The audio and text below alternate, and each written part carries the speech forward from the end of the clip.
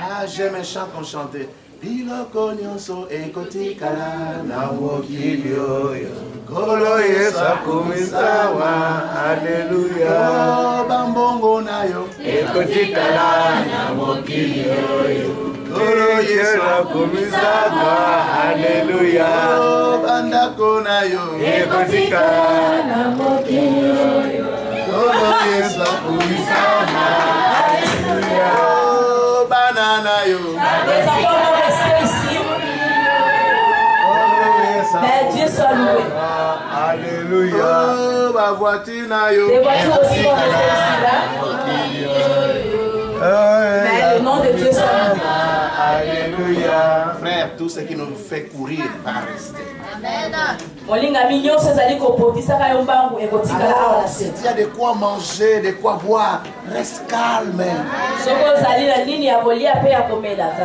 Ne te soucie pas trop de tes enfants. Tu vis à crédit à cause de tes enfants. Dieu a aussi un plan pour tes enfants.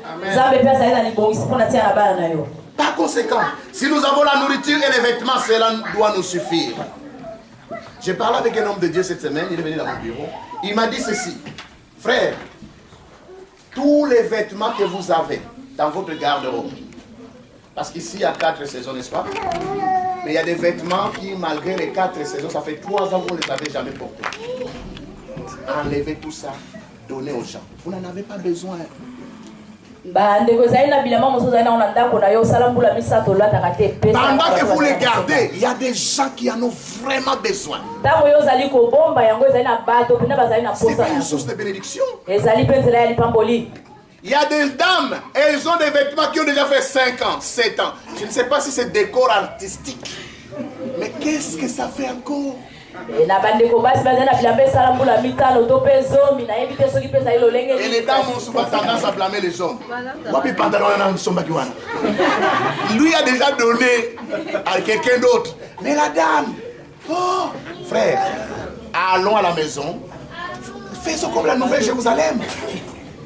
À la Nouvelle Jérusalem, ils ont pris une habitude, ils avaient une pièce pour les gens venaient déposer tout ce dont ils n'avaient pas besoin. Pas des chaussettes trouées. Tu regardes dans ta garde-robe. Il y a des choses que ça fait 3 ans, 5 ans, tu ne les portes même pas. Ça signifie que tu n'en as pas besoin. Nous condamnons les riches qui ajoutent maison après maison. Mais vous, tous ces habits-là, ces paires de chaussures, on ne sait pas s'il y en a 40. Pourquoi vous les gardez? Si nous avons la nourriture de tous les jours, cela nous suffit. Donnons aux pauvres. Donnons à ceux qui ont plus besoin. Et nous serons bénis. Si chaque fois que tu ouvres ta garde-robe, tu gardes encore ces vêtements-là, j'ai pris que cette voix-là retentisse. Amen.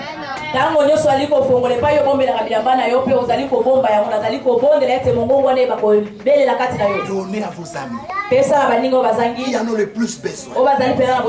Donnez à vos membres de famille, à vos connaissances. Donnez aux petits riens. Ils vont vendre à petit prix pour aider les pauvres. À l'armée du salut, allez déposer à l'armée du salut. Puisqu'ils ont déjà organisé comment ils peuvent faire. Nous ici, on n'a pas d'organisation pour ça.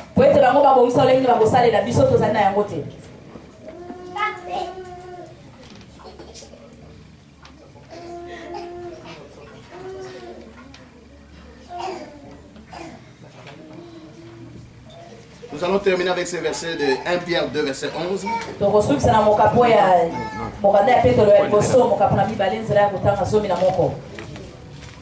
Bien-aimés, 1 Pierre 2, verset 11. Bien-aimés, je vous exhorte en tant qu'étrangers et voyageurs à vous abstenir des désirs charnels qui font la guerre à l'âme.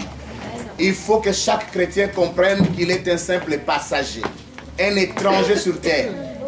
Nous ne sommes pas ici terre éternellement. Nous sommes en train de passer.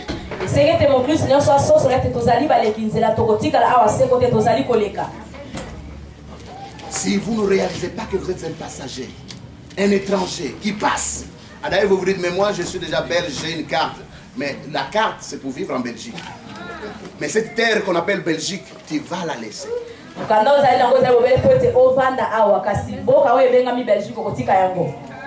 Quand vous êtes étranger, toutes vos pensées, vous pensez à votre nation, vous pensez à votre pays d'origine. Tout ce que vous faites, c'est en attendant pour rentrer.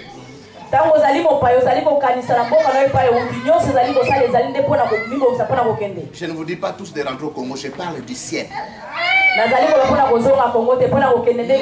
je ne dis pas à tous les bien-aimés de rentrer en Côte d'Ivoire, au Cameroun, c'est pas ce que je dis. Christ nous dit, je vais vous préparer une place. Et lorsque je vous aurai préparé une place, je viendrai vous chercher afin que là où je suis, vous y soyez aussi. Notre destination finale, notre patrie, c'est le ciel, c'est le paradis. Sur terre, nous ne sommes que des passagers, des visiteurs. Nous passons pour un temps. Aucun visiteur ne va à Paris construire une maison. Il est en train de passer. Concentrons-nous sur le royaume de Dieu.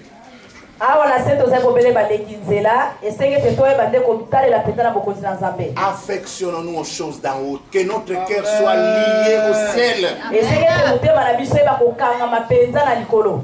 Alors nous allons apprendre à nous contenter de ce que nous avons, car nous sommes en train de passer.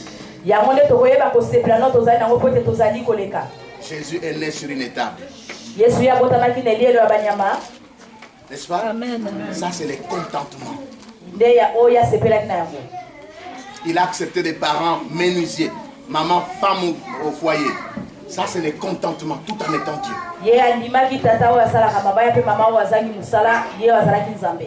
À sa mort, il n'a même pas de tombe. C'est un disciple qui cède sa tombe. Ça c'est le contentement.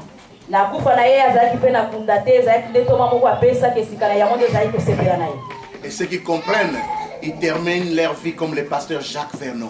Il sait que je ne suis que poussière. Je vais rentrer dans la terre. Ne faites pas de folie pour ce corps qui va pourrir. S'il vous plaît, ne faites pas de folie. Nous sommes des passagers, des visiteurs. Nous allons nous lever.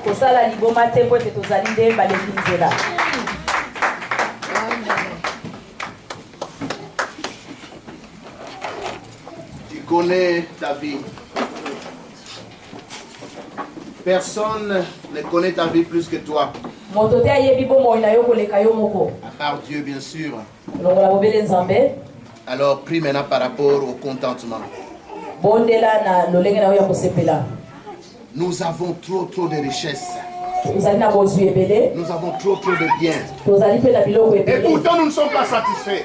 Nous ne sommes pas contents. Il y a des gens qui n'ont même pas les 1/10 de ce que nous avons, mais qui sont contents.